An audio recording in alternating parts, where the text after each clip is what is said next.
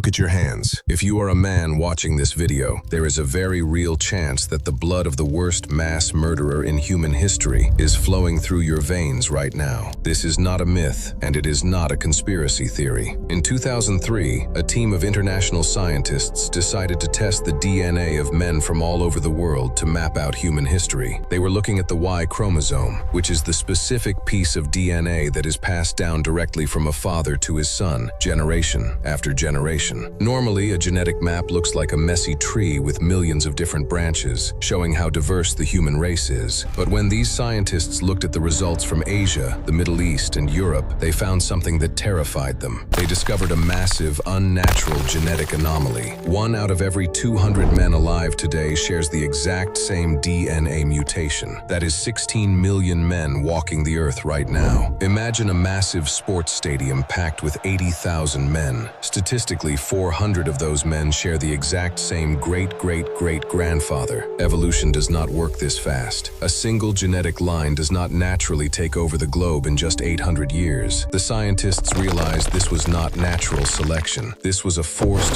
violent hijacking of the human gene pool. One single man had managed to wipe out so many other bloodlines and spread his own seed so aggressively that his DNA survived empires, outlasted plagues, and continues to infect the human race today. He was a man who wiped out 11% of the entire human race. His name was Genghis Khan.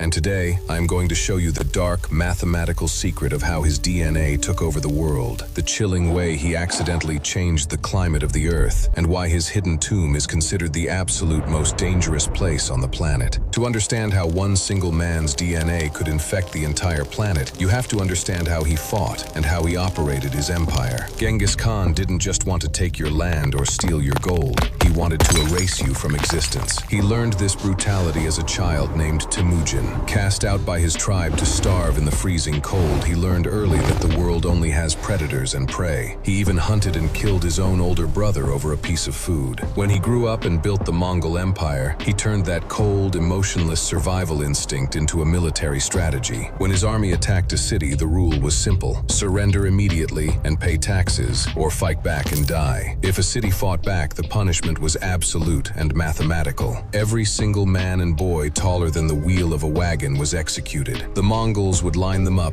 cut off their heads, and literally build massive pyramids out of their skulls to terrify the next city. They completely wiped out the men of the conquered lands, erasing their DNA from history forever. But the women were kept alive. The most beautiful women, the daughters of kings and the wives of the defeated generals from every conquered city, were sorted like prizes and sent to one specific place: Genghis Khan's personal tent. Historical records say he slept with multiple different women every single night for decades. He fathered hundreds, maybe even thousands of direct children. But it wasn't just him doing this. He passed this brutal system of reproduction down to his sons and his grandsons. His oldest son, Jochi, had 40 legitimate sons of his own. His grandson, Kublai Khan, added 30 new virgins to his collection every single year. Because they killed all the normal men in these countries and replaced them with their own royal children, they literally forced their DNA into the future. They created a genetic bottleneck. By murdering the competition and breeding on an industrial scale, the Mongol royals hijacked human evolution and permanently changed the face of the human race. But the sheer number of people Genghis Khan killed led to something even crazier, something that sounds completely impossible today. He killed so many people that he actually changed the climate of the earth. During his terrifying reign, it is estimated that Genghis Khan and his armies killed over 40 million people. To put that into perspective, that would be like completely wiping out the entire population of California, or killing every single person in Canada. Because 40 million people suddenly vanished from the earth in such a short amount of time, the human footprint on the planet completely collapsed. Thousands of busy cities, massive towns, and millions of acres of farmland were instantly abandoned. There was no one left to light fires, no one left to plow the fields, and no one left to cut down trees. So, nature took over. Massive, thick forests grew back over the ruined, dead cities. Trees broke through the stone roads and covered the rotting farms. Because trees absorb carbon dioxide from the air to grow, this massive new explosion of forests sucked an estimated 700 million tons of carbon right out of the atmosphere. That is roughly the same amount of carbon that the entire world produces in a year today from burning gasoline. Because so much carbon was removed from the air, the entire planet actually cooled down. Genghis Khan is the only human being in history who accidentally stopped global warming and caused a man-made cooling event. But he didn't do it by planting trees or passing laws. He did it by murdering 11% of the world's population so violently that the Earth was finally able to breathe again. It is a chilling reminder of how fragile our world is and how much destruction one man can cause. In the year 1227, the monster finally died, but his death is the biggest, darkest, unsolved mystery in human history. Nobody knows exactly how he died. Some say he fell off his horse, some say he caught a deadly disease, and others whisper he was assassinated. But the terrifying part is what happened after he took his last breath. Before he died, Genghis Khan gave one strict, absolute order: do not let anyone know where I am buried. He knew that if his enemies found his body, they would destroy it. His army took this final order very seriously, and they executed it with terrifying perfection. The soldiers placed his dead body in a wooden coffin and began the long journey back to a secret mountain in Mongolia. To keep the location a secret, the soldiers killed every single person they saw on the road. Innocent farmers, travelers, and children who just happened to look out their windows at the passing army were slaughtered on the spot. When they finally reached the secret location deep in the mountains, they forced slaves to dig a massive, deep grave. Once the body was lowered and the dirt was covered, the soldiers murdered all the slaves so they could never tell anyone where the grave was. But then, it gets crazier. Paranoia took over. The 2,000 soldiers who buried him started riding back to their camp. Suddenly, they were ambushed and killed by a second group of Mongol soldiers. This second group was ordered to kill the first group to make sure the secret was safe. And then, once the second group finished the job, those soldiers committed suicide. They created a perfect circle of death to keep the secret buried forever. Legend says they even drove 1,000 horses back and forth over the ground for weeks to pack the dirt down, and changed the direction of a rushing river to flow completely over his grave so no one could ever dig it up again.